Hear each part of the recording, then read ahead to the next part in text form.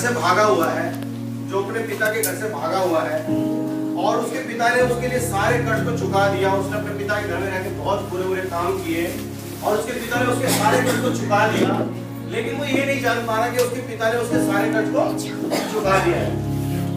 ऐसा ही हमारा जीवन है, हम मसीह में आ चुके हैं लेकिन हमें नहीं मालूम कि हमारे सारे कर्ज को परमेश्वर ने क्या किया, चुका दिया है। इसी बात को हम जानेंगे, है ना। परमेश्वर ने मनुष्य को बनाया, उत्पत्ति 1 उसका 26 कहता है परमेश्वर ने मनुष्य को अपने स्वरूप और अपनी समानता में बनाया। यदि हम परमेश्वर के स्वरूप और अपनी उसकी समानता में हैं तो क्या हम उसके जैसे जी रहे हैं? क्या उसके जैसे काम हमारे जीवन में प्रकट किए जा रहे हैं? सोचने का विषय है ना। भाई ने भी पवित्र आत्मा के विषय में प्रचार किया और बताया कि क्यों हम ठंडे पड़ जाते हैं। उसी से रिलेटेड मेरा प्रचार है ना, उसी से रिलेटेड प्रचार है। सबने उत्पत्ति की किताब पढ़ी है, सबने पढ़ी है ना। तो मैं ये जानना चाहता हूँ, जब परमेश्वर ने मनुष्य का निर्माण किया था तो मनुष्य 3 पार्ट में डिजाइन है। आप बता सकते हैं कितने पार्ट है वो, या वो पार्ट का नाम क्या है, बता सकते हैं? परमेश्वर के लिए एक देखिए, मैं समझ आता हूँ। ब्रदर ने बिल्कुल ठीक बताया, लेकिन उच्चारण गलत हो रहा है। उच्चारण अभी भी गलत हो रहा है। आत्मा, प्राण, देह, इस पार्ट में परमेश्वर ने मनुष्य को डिजाइन किया था। मैं इस बात को वचन से क्लेम करूंगा, साबित करूंगा कि परमेश्वर ने मनुष्य को आत्मा, प्राण और देह में रचा था। और जब ऐसा रचा था तो बाइबल बताती है कि मनुष्य परमेश्वर को देख पा रहा था, परमेश्वर की वाणी सुन पा रहा था। सच है? उत्पत्ति की पुस्तक पढ़ते सच है ना? कुछ गलत तो नहीं बोल रहा हूँ? क्या आज हम देख पा रहे हैं? क्या आज हम सुन पा रहे हैं? सोचने की बात है, सोचने की बात है। हम पढ़ेंगे उत्पत्ति की पुस्तक, उसका 1 से 12 पढ़ेंगे। सबने पढ़ा हुआ है, लेकिन मैं चाहता हूं एक बार फिर रिवाइज हो। तो पृथ्वी से हरी घास और छोटे छोटे पेड़ इस प्रकार उत्पत्ति 3 उसका 1 से 12। यहोवा परमेश्वर ने जितने बने वस्तु बनाए थे उन सब में सब भूत था। और उसने स्त्री से कहा, क्या सच है कि परमेश्वर ने कहा कि तुम इस वाटिका के किसी वृक्ष का फल ना खाना? स्त्री ने सर्प से कहा, इस वाटिका के वृक्षों के फल हम खा सकते हैं, पर जो वृक्ष वाटिका के बीच में है उसके फल के विषय में परमेश्वर ने कहा है कि ना तो तुम उसको खाना और ना उसको छूना, नहीं तो मर जाओगे। सर्प ने स्त्री से कहा, तुम निश्चय ना मरोगे, वरन परमेश्वर आप जानता है कि जिस दिन तुम उसका फल खाओगे उसी दिन तुम्हारी आंखें खुल जाएगी और तुम भले बुरे का ज्ञान पाकर परमेश्वर के तुल्य हो जाओगे। तो जब स्त्री ने देखा कि उस वृक्ष का फल खाने में अच्छा और देखने में मनभाऊ और बुद्धि देने के लिए चाहने योग्य भी है, तब उसने उसमें से तोड़कर खाया और अपने पति को भी दिया और उसने भी खाया। तब उन दोनों की आंखें खुल गईं और उनको मालूम हुआ कि वे नंगे हैं। सो उन्होंने अंजीर के पत्ते जोड़ कर लंगोट बना लिए। तब यहोवा परमेश्वर जो दिन के ठंडे समय वाटिका में फिरता था, उसका शब्द उनको सुनाई दिया। तब आदम और उसकी पत्नी वाटिका के वृक्षों के बीच यहोवा परमेश्वर से छुप गए। तब यहोवा परमेश्वर ने पुकारकर आदम से पूछा, तू कहाँ है? उसने कहा, मैं तेरा शब्द वाणी में सुनकर डर गया, क्योंकि मैं नंगा था, इसलिए छुप गया। उसने कहा, किसने तुझे चिताया कि तू नंगा है? जिस वृक्ष का फल खाने को मैंने तुझे वर्चा था, क्या तूने उसका फल खाया है? आदम ने कहा, इस स्त्री को तूने मेरे संग रहने को दिया है, इसीने उस वृक्ष का फल मुझे दिया और मैंने खाया। यहाँ हमने घटना को पढ़ा, जब मनुष्य का क्रिएशन हुआ था तो एक अदन की वाटिका में उनको रखा गया था, है ना। अदन की वाटिका में रखा गया था और बाइबल बताती है कि उसने अपने स्वरूप और अपनी समानता में उनको बनाया था। हम उसको देख पा रहे थे, हम उसकी सुन पा रहे थे, लेकिन परमेश्वर ने जबरदस्ती नहीं थोपा कुछ भी, है ना। परमेश्वर बता रहा है कि अपने स्वरूप और अपनी समानता, मतलब अपने लेवल का। मनुष्य के पास में डिसीजन लेने की पावर थी कि वो चुनाव कर सके भले और बुरे का, क्योंकि वाटिका में 2 वृक्ष लगाए गए थे, एक भले और बुरे के ज्ञान का वृक्ष और एक जीवन का वृक्ष। लेकिन मनुष्य ने क्या चुना? भले और बुरे के ज्ञान का वृक्ष। और क्या हुआ, उनकी आंखें खुल गई। क्या वो पहले देख नहीं पा रहे थे? बिल्कुल देख पा रहे थे। लिखा है कि उनकी आंखें खुल गई और सबसे पहले उनको क्या दिखा, उनका नंगापन, है ना। मतलब क्या हुआ, ये घटना होने के बाद में उनकी स्पिरिचुअल लाइफ जो है वो बंद हो गई और शारीरिक आंखें खुल गई। परमेश्वर ने जब मनुष्य को बनाया था तो बनाया था आत्मा, प्राण और देह। ऐसा करने से हुआ क्या, कुछ 3 बच्चे आ सकते हैं।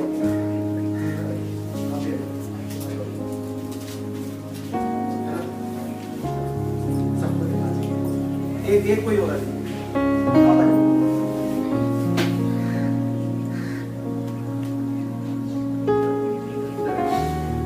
अब परमेश्वर ने जब बनाया था तो कैसा बनाया था, आत्मा, प्राण और देह। देह का स्थान तीसरा था, है ना।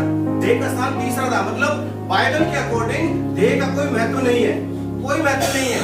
किसका महत्व है, आत्मा का महत्व है। लेकिन जब आदम ने पाप किया तो क्या हुआ, ये पीछे चला गया और ये आ गया।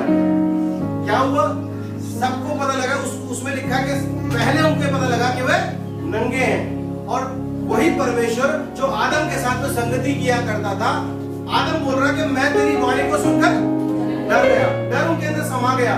क्या परमेश्वर, जब हम पढ़ते हैं उत्पत्ति की पुस्तक में पढ़ते हैं कि जानवरों को जब उसके पास लाया गया तो परमेश्वर ने नहीं कहा कि आदम को इसके नाम रख। लेकिन क्या हुआ, क्योंकि वे शरीर में आ गया, इसलिए क्या हो रहा है, अपने क्रिएटर से डर रहा है, अपने बनाने वाले से ही डरने लगा। यही स्थिति आज भी है, यही स्थिति आज भी है। जब हम शरीर के अनुसार चलते हैं, हमें पाप का बोध होता है और हम परमेश्वर से क्या होते हैं, दूर चले जाते हैं, क्योंकि शरीर ने पहला स्थान ले रखा है ना। शरीर ने पहला स्थान ले रखा है। एक वाक्य को पढ़ेंगे, उत्पत्ति 6 उसका 5 पढ़ेंगे। यहोवा ने देखा जी, मनुष्यों की बुराई पृथ्वी पर बढ़ गई है और उनके मन के विचार में जो कुछ उत्पन्न होता है वह निरंतर बुरा ही होता है। जी, बाइबल बता रही है कि परमेश्वर ने देखा कि मनुष्यों के मन में जो कुछ भी उत्पन्न हो रहा है वो क्या हो रहा है, बुरा हो रहा है। सब कुछ बुरा हो रहा है ना। फिर क्या हुआ, एक घटना एक और है, लूका 12 उसका 16 से 20 पढ़ेंगे। दृष्टांत के विषय में परमेश्वर ने दर्शाया इस बात को। 12 लूका 12 16 से 20।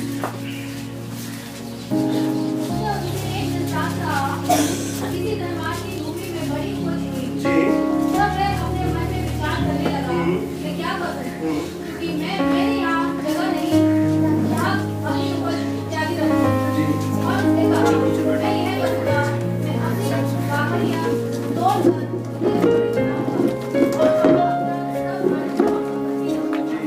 और अपने प्राण से कहूंगा कि प्राण, मेरे पास बहुत वर्षों के लिए बहुत संपत्ति रखी है, चैन कर खा पी सुख से रह। परंतु परमेश्वर ने उससे कहा, हे मूर्ख, इसी रात तेरा प्राण तुझसे ले लिया जाएगा, तब जो कुछ तूने उत्तर दिया है वह किसका होगा। जी, देखिए यहाँ पे एक उदाहरण है जो बाइबल का उदाहरण है। वो बता रहा है कि एक व्यक्ति था, उसने क्या किया, बहुत सारी संपत्ति जोड़ ली, है ना। और वो अपने प्राण से कह रहा है खा पी और सुख से रह। शरीर के द्वारा काम कर रहा है, धन को जोड़ रहा है और अपने प्राण तक सीमित है। क्या कह रहा है, खा पी और मौज ले, है ना। आत्मा के विषय में नहीं सोच रहा। क्यों, क्योंकि आत्मा ने तीसरा स्थान ले रखा है। आज भी स्थिति ऐसी ही है, आज भी स्थिति ऐसी है। मसीहों के जीवन में भी स्थिति ऐसी ही है। उठेंगे, क्या होगा, छोटी सी प्रार्थना करेंगे, है ना। मैं इसको बोलता हूँ दुकानदार वाली प्रार्थना। उठेंगे और क्या करेंगे, hallelujah hallelujah, praise Lord praise Lord, मेरे घर पे ये देना, मेरे घर में वो देना, ये करना वो करना, ऐसा करना वैसा करना, आमीन बोल के शटर डाउन किया और अपने काम को चल दिए। मैं आपको उत्साहित करना चाहता हूँ, निरुत्साहित नहीं करना चाहता हूँ, है ना। लेकिन मैं बताना चाह रहा हूँ कि ऐसा क्यों हो रहा है, क्या कारण है कि शरीर हम पे प्रबल होए जा रहा है, क्या कारण है, क्यों ऐसा हो रहा है। क्योंकि वो पाप जो आदम के द्वारा हुआ था वो हमारे जीवन में आज भी लागू हो रहा है। क्यों लागू हो रहा है, क्योंकि वचन कहता है सत्य को जानोगे, सत्य तुम्हें स्वतंत्र करेगा। ये सत्य अभी छुपा हुआ है मसीह के पास में, ये सत्य छुपा हुआ है। हम नहीं जान पा रहे कि परमेश्वर ने इसको पूरा कर दिया है, परमेश्वर ने फिर से इस क्रम को सीधा कर दिया है, लेकिन हम नहीं समझ पा रहे। एक इस वचन को मैंने बेनिहीन की किताब में पढ़ा था, और जब मैंने इस वचन को पढ़ा कि मनुष्य शरीर, प्राण और आत्मा वाला व्यक्ति बन गया, ब्रदर मैं विचलित हो गया, मैं बहुत विचलित हो गया कि क्या आज भी ऐसे ही है? क्योंकि जब मैं नजर उठा के देख रहा था तो इवन मेरे जीवन में खुद ऐसा हो रहा था कि मैं केवल और केवल शरीर के लिए जी रहा हूँ, है ना। रोज मुझे शरीर की चिंता होती है, मेरी आत्मा का क्या होगा मैं सोच नहीं रहा हूँ। सबके साथ होता है ना, सबके साथ होता है ना। इसका कारण है ना जो पाप है हमारे जीवन में भी क्या कर रहा है? प्रभुता कर रहा है। लेकिन एक गुड न्यूज है, परमेश्वर का वचन कहता है क्रूस पर उसने क्या किया? पूरा हुआ। एक भी बात आपके जीवन के लिए या मेरे जीवन के लिए कुछ भी बाकी नहीं रहा कि इसको हम अपने बल से करेंगे। परमेश्वर ने सारे कामों को पूरा कर दिया है, लेकिन एक विश्वासी के जीवन में यह है कि जो बाइबल का वचन उसको बोल रहा है वैसा उसको अपने जीवन में क्या करना है? लागू करना है। जब हम लागू करते हैं तो क्या होता है? हम परमेश्वर के अनुसार चलते हैं, वचन के अनुसार चलते हैं, है ना। एक वचन को पढ़ेंगे, दूसरा कुरिन्थियों 4:3 और 4 वाक्य को पढ़ेंगे।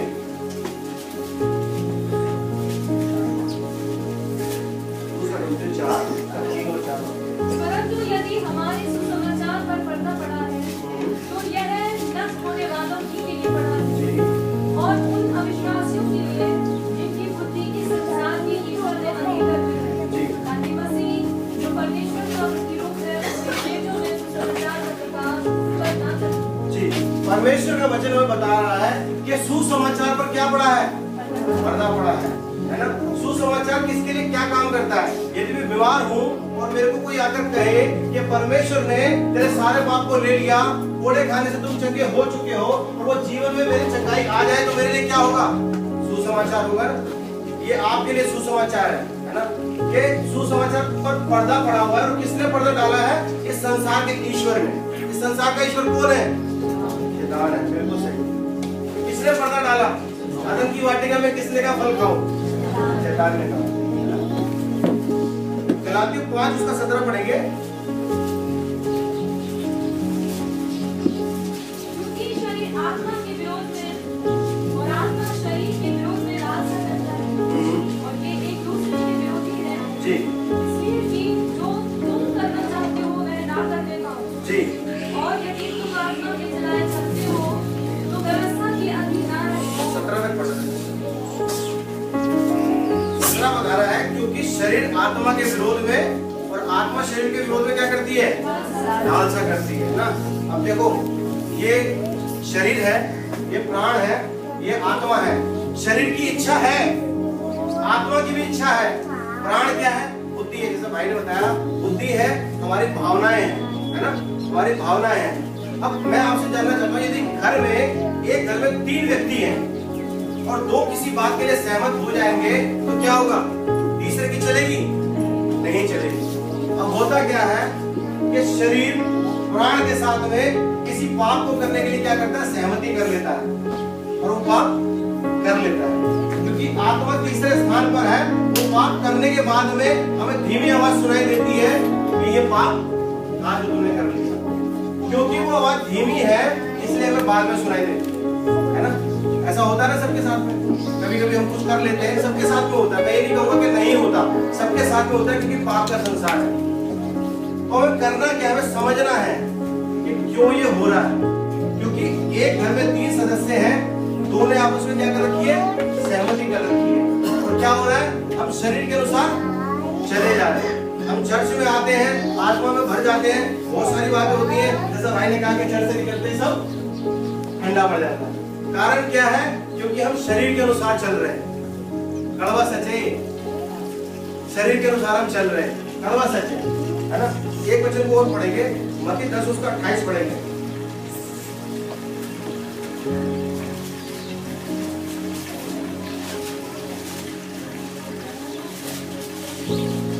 जो शरीर को घात करते हैं और आत्मा को घात नहीं कर सकते, उनसे मत डरना, पर उसी से डरो जो आत्मा और शरीर दोनों को नरक में नष्ट कर सकता है। जी, परमेश्वर का वचन वार्निंग के तौर पे कहता है, उससे न डरो जो शरीर को घात कर सकता है, परंतु उससे डरो जो शरीर और आत्मा दोनों को घात कर सकता है ना। होता क्या है? एक व्यक्ति धन कमाने की कोशिश में लगता है और बहुत सारा धन कमा लेता है, बहुत रईस हो जाता है। रईस होने के बावजूद उसमें क्या होता है कि आस पड़ोस के लोगों से उसकी दुश्मनी भी हो जाती है। वो क्या करता है? पहले सिक्योरिटी गार्ड रख लेता है ना, कई जो वीआईपी लोग होते हैं रख लेते हैं। क्या हो रहा है? कि उसको अपने शरीर की चिंता है, अपने प्राण की चिंता है, परंतु अपने आत्मा की चिंता नहीं है। हमें किस चीज की चिंता करनी है? अपनी आत्मा की चिंता करनी है, क्योंकि बाइबल शरीर के अनुसार है ही नहीं। मैं स्पष्टीकरण करता हूं कि बाइबल शरीर के अनुसार है ही नहीं। बाइबल इसलिए लिखी गई कि हम उससे बुद्धि पाए, परमेश्वर के वचन को सीखें और आत्मा के द्वारा चले। परमेश्वर ने तो मनुष्य को ऐसा बनाया नहीं था, शत्रु के कारण ऐसा हुआ। तो परमेश्वर का सुसमाचार आपके पास में है कि यीशु मसीह ने इसको क्या किया? सीधा कर दिया। जब मैं बहुत विचलित था तो मैंने परमेश्वर से मांग करी, हे प्रभु मुझे बता कहाँ लिखा हुआ है, कहाँ लिखा हुआ है कि ये क्रम सीधा हो गया। क्या वाकई में आज ये क्रम सीधा हो गया? क्योंकि मैं तो अपनी निगाहें उठा के देख रहा हूँ, मेरे जीवन में भी और मसीहों के जीवन में भी यही चल रहा है कि शरीर के अनुसार चल रहे हैं, आत्मा के अनुसार तो चल नहीं रहे हैं। कहाँ ये सीधा हुआ? तो परमेश्वर ने मेरी निगाह मत्ती के सुसमाचार पर डाली, है ना। हम मत्ती 4 उसका 1 से 11 पढ़ेंगे, जहाँ पे परमेश्वर की 3 परीक्षाएं हुई थी। तब आत्मा यीशु को जंगल में ले गया ताकि इससे उसकी परीक्षा हो। जी। वह 40 दिन और 40 रात निराहार रहा, तब उसे भूख लगी। तब पढ़ने वाले ने पास आकर उससे कहा, यदि तू परमेश्वर का पुत्र है तो कह दे कि ये पत्थर रोटियां बन जाएं। यीशु ने उत्तर दिया, लिखा है मनुष्य केवल रोटी ही से नहीं परंतु हर एक वचन से जो परमेश्वर के मुख से निकलता है जीवित रहेगा। जी, एक मिनट रुक जाइए। देखिए यहाँ पे पहली जो परीक्षा हुई परमेश्वर की, वो क्या हुई कि लिखा है आत्मा यीशु को जंगल में लेकर गया। सबसे पहले तो ये जानने की जरूरत है कि यीशु मसीह शरीर में होकर आया और लिखा है कि आत्मा उसको जंगल में लेकर गया ताकि परखने वाले से उसकी परीक्षा हो। आत्मा यीशु मसीह को लीड कर रहा है। हम किस में हैं? शरीर में हैं। तो हमें चाहिए कि आत्मा हमारे जीवन को भी क्या करे? लीड करे। ये बहुत जरूरी है ना। पहली परीक्षा किस चीज की हुई? कहा उसको भूख लगी और उसने कहा कि यदि तू इस पत्थर को कह दे कि रोटी बन जा तो ये रोटी बन जाएगी, है ना। रोटी जो है किस चीज को दर्शाती है? शरीर को दर्शाती है, क्योंकि शरीर की जरूरत क्या है? रोटी, है ना। शरीर की जरूरत क्या है? रोटी। दूसरी परीक्षा पढ़ेंगे बहन। तब पुलिस उसे पवित्र नगर में ले गया और मंदिर की कमूरी पर खड़ा किया और उससे कहा, यदि तू परमेश्वर का पुत्र है तो अपने आप को नीचे गिरा दे, क्योंकि लिखा है मैं तेरे विषय में अपने स्वर्गदूतों को आज्ञा देगा, मैं तुझे हाथों हाथ पकड़ेंगे, कहीं ऐसा न हो कि तेरे पाँव से पत्थर से ठेस दे। जी, देखिए दूसरी परीक्षा जो यीशु मसीह की हो रही है, वो मंदिर के कंगूरे पर ले गया और बोलता है कि तू अपने आप को यहाँ से गिरा दे, अपने प्राण की क्या कर? हानि कर दे। क्या कर दे? अपने प्राण की हानि कर दे, क्योंकि वो भी वचन को जानता है। बोलता है लिखा है तेरे विषय में, लिखा है कि तेरे पाँव को ठेस भी नहीं लगेगी, सब तुझे क्या करेंगे? डालेंगे। परमेश्वर ने क्या किया? पहली परीक्षा में वचन के द्वारा क्लेम किया और शत्रु को मुंह को बंद कर दिया। पहली परीक्षा शरीर के लिए हुई। दोबारा फिर शत्रु परमेश्वर के सामने आया तो परमेश्वर ने क्या किया? दोबारा वचन को क्या किया? क्लेम किया और क्या किया? दोबारा शत्रु के मुंह को बंद कर दिया। पहली परीक्षा शरीर के लिए हुई, दूसरी परीक्षा प्राण के लिए हुई, तीसरी परीक्षा पढ़ेंगे बहन। यीशु ने उससे कहा, यह भी लिखा है, तू प्रभु अपने परमेश्वर की परीक्षा ना कर। फिर पुलिस उसे एक बहुत ऊंचे पहाड़ पर ले गया, जहाँ सारी जगत के राज्य और उसका वैभव दिखा कर उससे कहा, यदि तू गिरकर मुझे प्रणाम करे तो मैं यह सब कुछ तुझे दे दूंगा। तब यीशु ने उससे कहा, हे शैतान दूर हो जा, क्योंकि लिखा है तू प्रभु अपने परमेश्वर को प्रणाम कर और केवल उसी के पास कर। तब शैतान उसके पास से चला गया, अपने पुत्र और दूर आकर उसकी सेवा करने लगा। तीसरी परीक्षा जो यीशु मसीह की हुई, लिखा है कि वो ऊंचे पर ले गया और संसार का सारा वैभव दिखाया और कहा, झुक कर अपनी आत्मा मुझे सौंप दे तो मैं सारी चीजें क्या करूंगा? तुझे दे दूंगा। अक्सर क्या होता है कि शत्रु हमारे को भी क्या करता है? संसार का सारा वैभव दिखाता है, अच्छी अच्छी चीजें दिखाता है और क्या करता है? हमारी आत्मा को क्या करता है?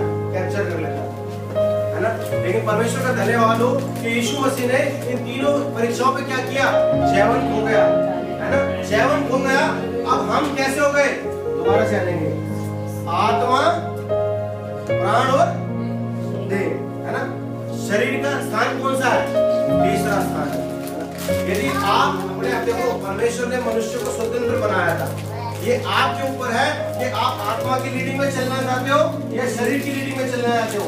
शरीर की आत्मा की भी इच्छाएं हैं और शरीर की भी इच्छाएं हैं। ये आपके ऊपर डिपेंड करता है कि आप किसको लीड करके चलाना चाहते हो, शरीर को आगे रखना चाहते हो या आत्मा को आगे रखना चाहते हो। ये आपके ऊपर डिपेंड करता है। परमेश्वर ने इन तीनों परीक्षाओं में पास करके क्या किया, जयवंत हो गया, ताकि आपको और मेरे को मेहनत ना करनी पड़े, है ना, ताकि आपको और मेरे को क्या करना पड़े, मेहनत ना करना पड़े।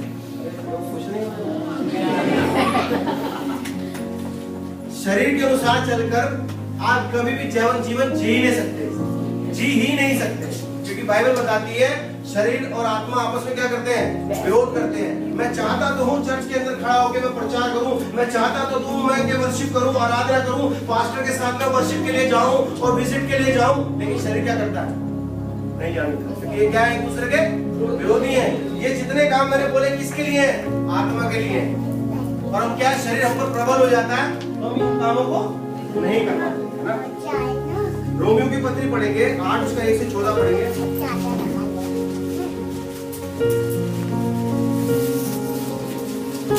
जो मसीह यीशु में है उन पर दंड किया गया नहीं, क्योंकि वे शरीर के अनुसार नहीं वरन आत्मा के अनुसार चलते हैं, क्योंकि जीवन की आत्मा की व्यवस्था ने मसीह यीशु में मुझे पाप की और मृत्यु की व्यवस्था से स्वतंत्र कर दिया, क्योंकि जो काम व्यवस्था शरीर के कारण दुर्बल होकर ना कर सकी उसको परमेश्वर ने किया, अर्थात अपने ही पुत्र को पाप में शरीर की समानता में और पाप बलि होने के लिए भेजकर शरीर में पाप दंड की आज्ञा दी, इसलिए कि व्यवस्था की विधि हमें जो शरीर के अनुसार नहीं बल्कि आत्मा के अनुसार चलते हैं पूरी की जाए, क्योंकि शारीरिक व्यक्ति शरीर की बातों पर मन लगाते हैं, परंतु आध्यात्मिक आत्मा की बातों पर मन लगाते हैं।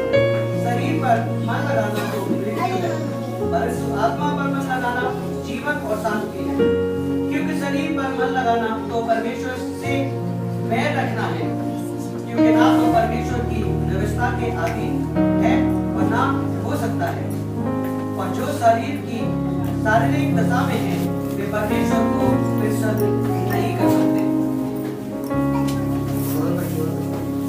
परंतु जबकि परमेश्वर का आत्मा तुम में बसता है तो तुम शरीर की दशा में नहीं परंतु आत्मिक दशा में हो। यदि किसी में मसीह का आत्मा नहीं तो वह उसका जन नहीं। यदि मसीह तुम में है तो देह पाप के कारण मरी हुई है, परंतु आत्मा धर्म के कारण जीवित है। यदि उसी की आत्मा जिसने यीशु को मरे हुओं में से जिलाया तुम में बसा हुआ है, तो जिसने मसीह को मरे हुओं में से जिलाया वह तुम्हारी नश्वर देह को भी अपने आत्मा के द्वारा जो तुम में बसा हुआ है जिलाएगा। इसीलिए हे भाइयों, हम शरीर के करदार नहीं कि शरीर के अनुसार दिन काटें, क्योंकि यदि तुम शरीर के अनुसार दिन काटोगे तो मरोगे, यदि आत्मा से देह की क्रियाओं को मारोगे तो जीवित रहोगे। इसलिए कि जितने लोग परमेश्वर के आत्मा की जलाए जलते हैं वे ही परमेश्वर के पुत्र हैं। जी, बाइबल आप रोमियो 8 उसकी पत्री जो बताती है, रोमियो की पत्री 8 अध्याय बताता है कि आत्मा के अनुसार जीना, है ना। पहला वाक्य बोलता है अतः अब जो मसीह में यीशु में उन पर दंड की आज्ञा नहीं है। लेकिन कंडीशन है, जो मसीह यीशु में है, जो निरंतर बने हुए हैं, उन पर दंड की आज्ञा नहीं। यदि हम दोबारा से शरीर में जाते हैं और दोबारा से उन कामों को करते हैं तो क्या है, दंड की आज्ञा लागू है, खत्म नहीं हुई। परमेश्वर ने कहा मैं व्यवस्था को लोप करने नहीं वरन पूरा करने आया हूँ। परंतु यदि जो शरीर के अनुसार चल रहा है उस पर व्यवस्था लागू हो जाती है, तभी हमारे शरीर में क्या होता है, बीमारियां आ जाती हैं। परमेश्वर ने तो ऐसा नहीं बनाया था, लेकिन हम व्यवस्था के अनुसार चलते हैं और क्या करते हैं, शरीर के अनुसार चलने लगते हैं तो क्या होता है, पाप हम पर प्रभुता करने लगता है ना। दूसरा वाक्य कहता है कि उसने हमें व्यवस्था से क्या किया, स्वतंत्र कर दिया। हमें व्यवस्था पालन करने की जरूरत नहीं है, भेड़ बकरी चढ़ाने की जरूरत नहीं है ना। हम क्या करते हैं, धन्यवाद की बलि चढ़ाते हैं, परमेश्वर के पास में आ जाते हैं। पांचवा वाक्य पढ़ेंगे,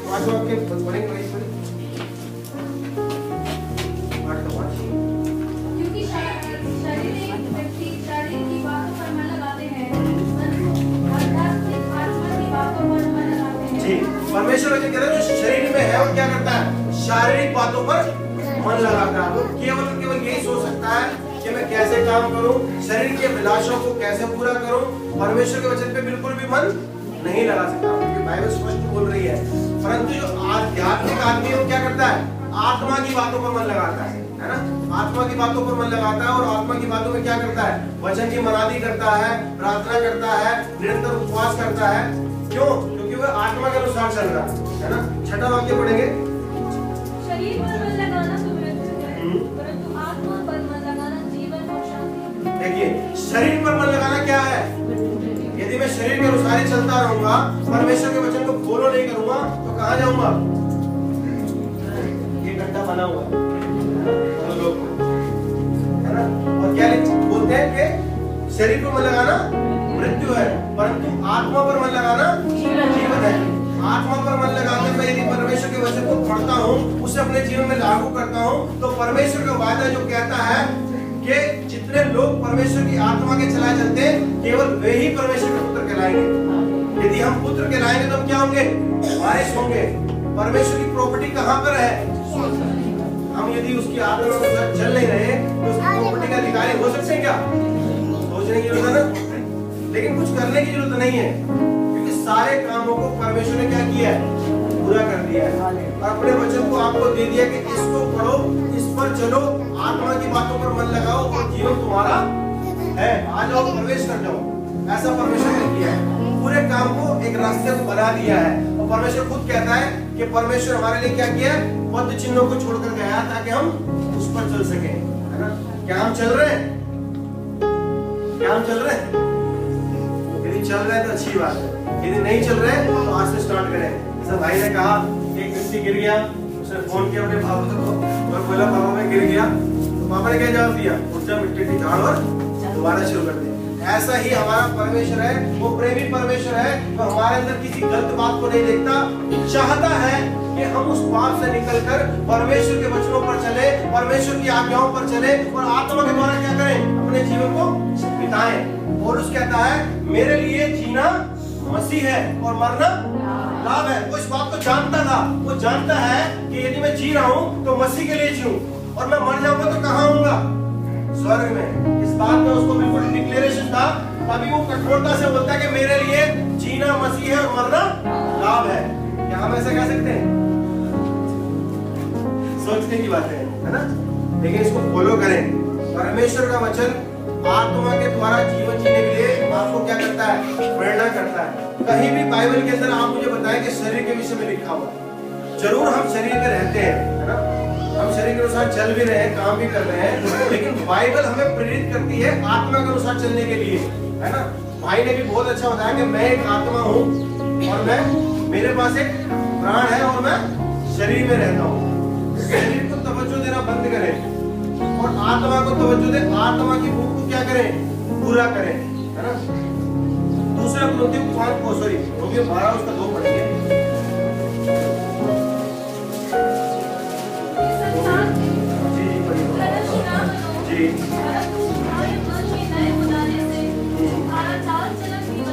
जी, जिससे तुम परमेश्वर की बुरी और भाव की और सिर्फ शिक्षा अनुभव से मालूम करते हो। जी, क्योंकि मैं उस अनुभूति के दो कारण तक देखिए लिखा है, और इस संसार के सदस्य ना बनो, परंतु तुम्हारी बुद्धि के नए हो जाने से तुम्हारा चाल चलन भी बदलता जाए, जिससे तुम परमेश्वर की सिद्ध और भाव की इच्छा अनुभव से मालूम कर सको, है ना। यदि मैं पास्टर विक्टर के साथ में संगति कर रहा हूँ पिछले 2 महीने से, तो मैं पास्टर विक्टर के अच्छे नेचर को जान जाऊंगा कि क्या उनको अच्छा लगता है, किन चीजों से वो प्रसन्न होते हैं और किन चीजों से वो क्रोधित होते हैं। अच्छे से पता लग जाएगा ना। जब भाई भी शरीर में, मैं भी शरीर में हूँ, मैं इनके लिए ऐसा कर सकता हूँ, तो मैं परमेश्वर के लिए ऐसा क्यों ना करूँ, है ना। हम उसके साथ क्या करें, संगति करें, है ना। परमेश्वर ने हमारी बुद्धि को नया कर दिया है, हमारा चाल चलन भी क्या होना चाहिए, बदलना चाहिए। केवल हम कहने वाले मसीह ना बने, करने वाले मसीह बने, है ना। परमेश्वर के लिए कामों को करने वाले मसीह बने, आत्मा के अनुसार क्या करें, जीवन जिए। एक और बच्चे को पढ़ेंगे, दूसरा कुरिन्थियों 5:16-17।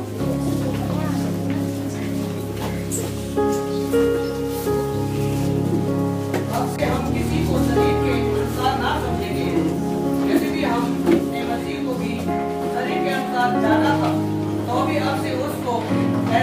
जानेंगे।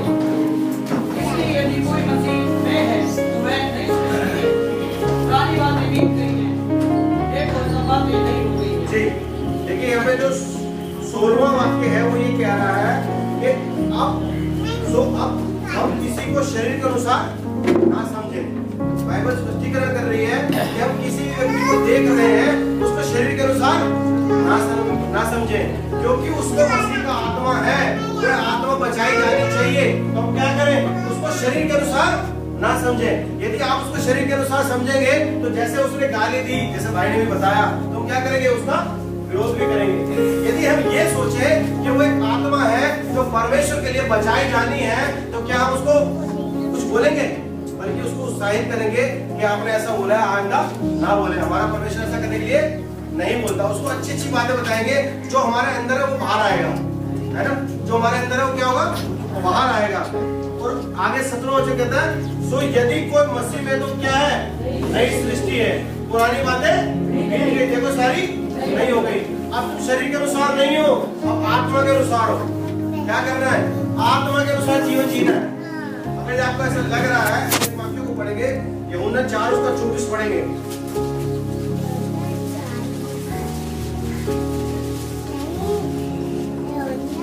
परमेश्वर आत्मा है जी और अवश्य है कि उसकी आराधना करने वाले आत्मा और सच्चाई से आराधना करें। जी स्त्री ने उससे कहा, 4:24 देखिए, परमेश्वर में साफ साफ कहता है कि परमेश्वर क्या है? आत्मा है ना? अब यदि कोई व्यक्ति शरीर में है तो क्या आत्मा की बातों को समझ पाएगा? नहीं समझ पाएगा, क्योंकि बाइबल बताती है कि वो शारीरिक व्यक्ति शरीर की बातों पर मन लगाता है, आत्मिक बातों पर मन नहीं लगाता। तो परमेश्वर क्या है? आत्मा है। और क्या चाहता है परमेश्वर? अवश्य है कि उसकी आराधना करने वाले आत्मा और सच्चाई से उसकी आराधना करें। आगे लिखा है, क्योंकि वो ऐसे ही खोजियों को क्या करता है? ढूंढता है, जो क्या कर रहे हैं? आत्मा और सच्चाई से उसकी आराधना कर रहे हैं, है ना? ऐसा यदि हम करेंगे, आत्मा के अनुसार चलेंगे, आत्मा के अनुसार अपना जीवन को व्यतीत करेंगे, परमेश्वर के वचन से मनादी करेंगे, तो जो उत्पत्ति के अदन की वाटिका में जो होता था ना, वो आपके साथ में होने लगेगा। क्या होता था वहां पे? आदम परमेश्वर को देख पा रहा था, आपकी आत्मिक आंखें खुल जाएंगी। आदम परमेश्वर की वाणी को सुन पा रहा था, आप भी परमेश्वर की वाणी को सुन पाएंगे। लेकिन कैसे होता है? ये होता जब भी है जब आप अपनी आत्मा को पहला स्थान देते हो और शरीर को तीसरा स्थान देते हो। अब हम कह सकते हैं कि आपने बता तो दिया, लेकिन होगा कैसे? बिल्कुल स्पष्ट है। वो छोटा सा उदाहरण है, एक घर के 3 मेंबर हैं, है ना? जैसे मैंने बताया, शरीर और प्राण ने आपस में सहमति कर रखी है पाप के लिए, आदमी को मृत्यु तक ले जाने के लिए, नरक तक ले जाने के लिए शरीर और प्राण ने सहमति कर रखी है, क्योंकि शरीर प्रबल है और आत्मा इस समय दुर्बल है ना? हम करें क्या? हम कुछ दिन उपवास करें और शरीर को शरीर का खाना देना क्या करें? बंद करें। और क्या करें? आत्मा का भोजन क्या है? परमेश्वर का वचन, है ना? हम आत्मा का भोजन देना शुरू करें, ताकि आत्मा क्या हो? हमारी बलवंत हो जाए, है ना? क्योंकि रोमियो 10:17 कहता है, विश्वास सुनने से और सुनना मसीह के वचन से होता है। जब हम परमेश्वर के वचन को ऊंची आवाज में पढ़ेंगे, वो हमारे कान में जाएगा, हमारी आत्मा तक पहुंचेगा और हमारी आत्मा में एक नया बल को क्या करेगा? प्रदान करेगा, है ना? हम एक नया बल पाएंगे, हम क्या करेंगे? उसको लागू करेंगे। अगर आप सब जानते हैं, जो मैं फर्स्ट टाइम आया था तो मैंने अपनी एक गवाही को दिया था, किसने सुना था? किसी को याद है? जब मैं अन्य जाति से निकला था, मैं दोबारा बताता हूँ, जब मैं अन्य जाति से निकला, अभी स्टार्टिंग ही थी मेरी, मैं चर्च में गया, वचन को पढ़ा और मैंने मरकुस की किताब खोला, जहाँ लिखा था, विश्वास करने वालों में जिन होंगे मेरे नाम से दुष्ट आत्माओं को निकालेंगे, बीमारों पर हाथ रखेंगे, बीमार चंगे हो जाएंगे, यदि वो प्राण से वसूल भी जाएंगे, कुछ हानि नहीं होगी, और नई नई भाषा बोलेंगे, है ना? लेकिन मैं भी है ना स्वार्थी आदमी हूँ, छोटी सी बात को पकड़ लिया मैंने, क्या वाकई में मेरे हाथ लगाने को ठीक हो जाएगा क्या? मैं कहा, अगर लिखा है बाइबल का परमेश्वर सच्चा परमेश्वर है तो ऐसा होना चाहिए, है ना? मैंने क्या किया? अपने घर में ढूंढा, मेरे बड़े भाई की लड़की के यहाँ क्या था? गार्ड हो रखी। मैं कहा, अगर बाइबल का परमेश्वर सच्चा है तो क्या करना चाहिए? इसके लिए प्रार्थना करनी चाहिए, है ना? मैंने हाथ रखा और मुझे कुछ भी बोलना नहीं आता था, मुझे मुझे वचन पढ़ना तक नहीं आता था, मैंने सिर्फ ये बोला यीशु के नाम में गायब हो जा। अब यकीन करें नेक्स्ट डे वो गांठ जो थी वो गायब हो गई, है ना। ये क्या हुआ कि मैंने परमेश्वर के वचन को पढ़ा, उसने मेरी आत्मा ने ग्रहण किया और मैंने क्या किया, विश्वास का एक कदम बढ़ाया और उसके ऊपर क्या किया, हाथ रख के प्रार्थना करी, है ना। जब ऐसा किया तो क्या किया, परमेश्वर ने भी अपने बोली हुई बात को क्या किया, पूरा कर दिया। मेरे अंदर कोई सामर्थ्य नहीं थी, लेकिन परमेश्वर अपने बोले के वचनों को पूरा करता है अपनी पवित्र आत्मा के द्वारा, है ना। अब ये हुआ क्या, जब मैंने इसको करा तो मेरा विश्वास का जो शब्द था वो एक कदम बढ़ गया। अब मैं दुष्ट आत्मा वालों को ढूंढने लगा, कोई दुष्ट आत्मा वाला मिल जाए, है ना। और ऐसा हुआ, परमेश्वर ने बहुत सारे दुष्ट आत्माओं को निकाला, बीमारों को चंगा किया। 8-8 साल से जिनके बच्चे नहीं होते थे, परमेश्वर ने एक अभिषेक किया कि उनके क्या हो, औलाद हो, है ना। आगरा की ये घटना है, 8 साल से किसी को, एक लेडी थी उसको बच्चे नहीं होते थे, परमेश्वर ने वहां इस्तेमाल किया। लेकिन मैं सब इसलिए बताना चाह रहा हूँ कि वो होता क्या है कि हम अपनी आत्मा को वचन के द्वारा क्या करें, बल प्रदान करें। शरीर को क्या करें, कुछ दिन उपवास में रखे। ऐसा करने से क्या होगा, आपकी आत्मा पहले स्थान को ले लेगी और प्राण से क्या करेगी, सहमति कर लेगी। प्राण से सहमति क्यों कर लेगी, क्योंकि आपके प्राण में केवल और केवल परमेश्वर के वचन भरे हुए हैं, है ना। जब वचन भरे हुए तो आत्मा के द्वारा क्या होगा, वो बाहर आएंगे, और जब बाहर आएंगे ना तो कार्य रूप में बहुत सारे चिन्ह चमत्कार होंगे, है ना। और क्या होगा, शरीर तीसरे स्थान पर चला गया, क्या शरीर की चलेगी, नहीं चलेगी, है ना, नहीं चलेगी। इसलिए बाइबल बताती है आत्मा के अनुसार चलो तो तुम शरीर की किसी रीति से पूरी ना करो, ऐसा नहीं, शरीर की अभिलाषा किसी रीति से पूरी ना करो। आत्मा के अनुसार चलेंगे तो बाइबल कंडीशन पर आधारित है ना। हम ऐसा करेंगे तो परमेश्वर ऐसा करेगा, बाइबल कंडीशन पर आधारित है। यदि आप आत्मा के अनुसार चल रहे हैं तो परमेश्वर निश्चय आपके जीवन में क्या करेगा, काम करेगा। पूरी बाइबल पढ़ लीजिए, कहीं भी शरीर के विषय में नहीं लिखा, बाइबल आत्मा के विषय में बोलती है। लिखा है पतरस बंद था और आत्मा उसके पास स्वर्गदूत के समान आया और उसको बोला यहाँ से चल, वो आगे की तरफ चला गया। उसको बाद में पता लगा कि आत्मा उसकी क्या कर रही थी, पवित्र आत्मा उसको लीड कर रहा था। जब वो बाहर निकल गया तब उसको पता लगा। मतलब क्या है कि परमेश्वर के दास यदि चल रहे हैं और उसकी वाणी को सुनकर चल रहे हैं तो उनकी कुछ हानि नहीं हो सकती, है ना। मैं एक प्रधानमंत्री की सलाह को लेकर जाऊंगा तो मेरे अंदर कॉन्फिडेंट होगा, अरे मेरे पास क्या कर रहा है प्रधानमंत्री का, है ना। और पवित्र आत्मा यदि मेरे को लीड कर रहा है, वो परमेश्वर जो स्वर्ग और पृथ्वी को बनाने वाला परमेश्वर है, यदि मेरे साथ चल रहा है, मुझे कॉन्फिडेंस हो जाएगा, मैं आत्मा के अनुसार चल रहा हूँ तो क्या क्या होगा, अद्भुत के काम होंगे, है ना। क्योंकि आपको पता है स्वर्ग और पृथ्वी को बनाने वाला क्या है, मेरे साथ चल रहा है। परमेश्वर ने बहुत सारे वायदे आप लोगों के लिए, मेरे लिए कर रखे हैं, केवल उनके लिए जो आत्मा के अनुसार चल रहे हैं। वायदा आपके जीवन में कब पूरा होगा, जब आप आत्मा के अनुसार चल रहे हैं, है ना। देखिए पौलुस इस बात को जानता था, ये आखिरी वचन है, पौलुस इस बात को जानता था। आपको ऐसा नहीं लगना चाहिए कि मैंने जितनी सारी बातें बोली हैं ऐसा नहीं है ना। पढ़ेंगे पहला थिस्सलुनीकियों 5 उसका 23 और 24 पढ़ेंगे। पौलुस कलीसिया को आशीर्वाद दे रहा है और किस रीति से आशीर्वाद दे रहा है वो पढ़ेंगे। 5 का 23-24 आप ही तुम्हें पूरी रीति से पवित्र करे और तुम्हारी आत्मा अपने हमारे प्रभु यीशु मसीह की आने तक पूरे और निर्दोष सुरक्षित रहे जी। तुम्हारा बुलाने वाला सच्चा है और वह ऐसा ही करेगा जी। कैसे आशीर्वाद दे रहा है पौलुस, तुम्हारा शरीर बोल रहा है क्या, आत्मा। पहला स्थान किसका, आत्मा का।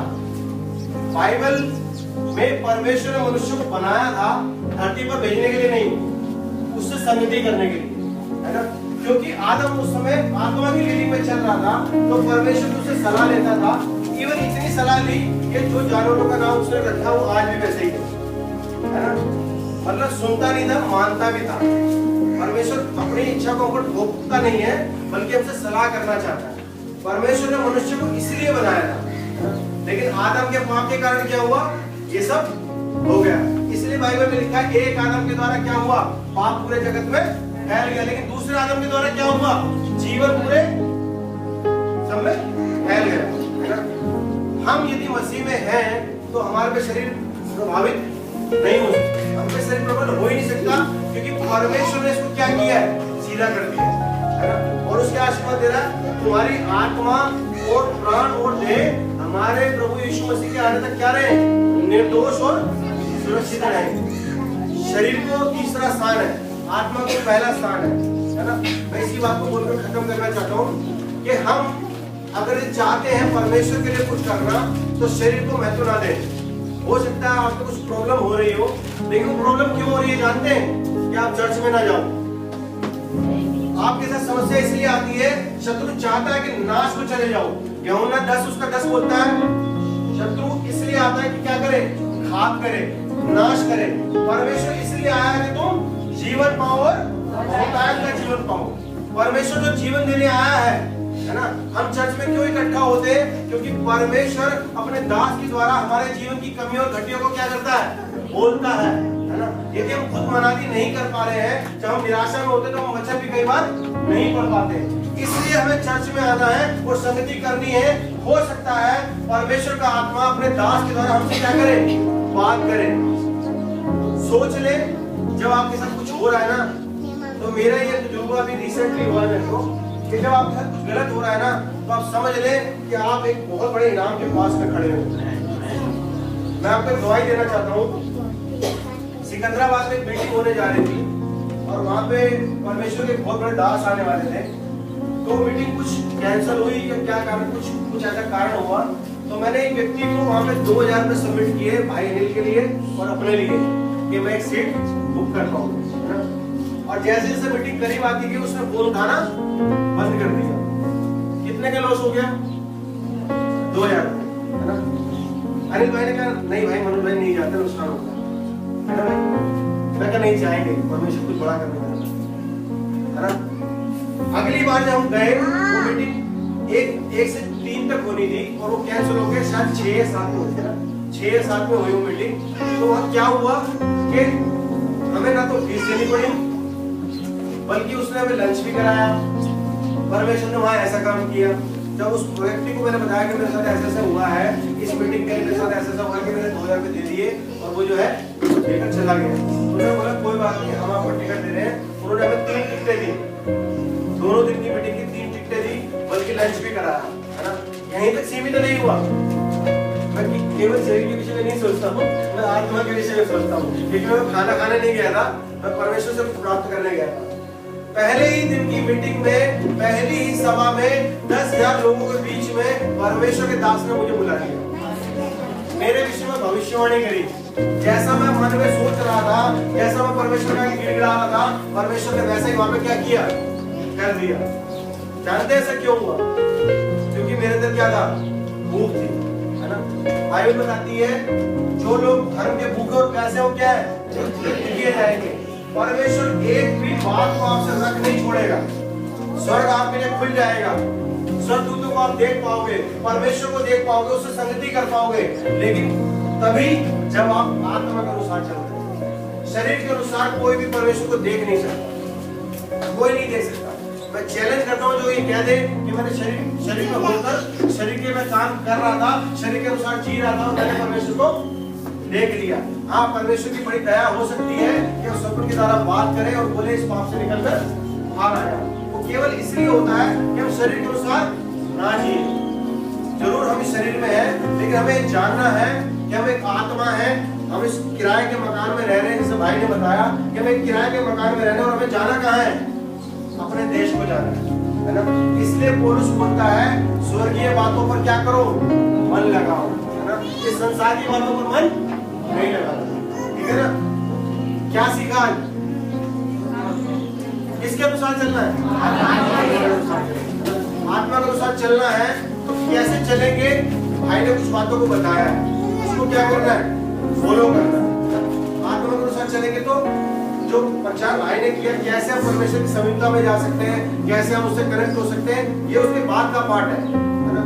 पहले हमें ये सोचना जरूरी है कि हम 3 खंडों में बना के हम अपने शरीर के विषय में जानना बहुत जरूरी है।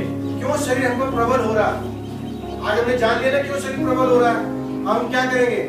शरीर के अनुसार चलेंगे, भोजन देंगे, भोजन तो देना पड़ेगा जीने के लिए।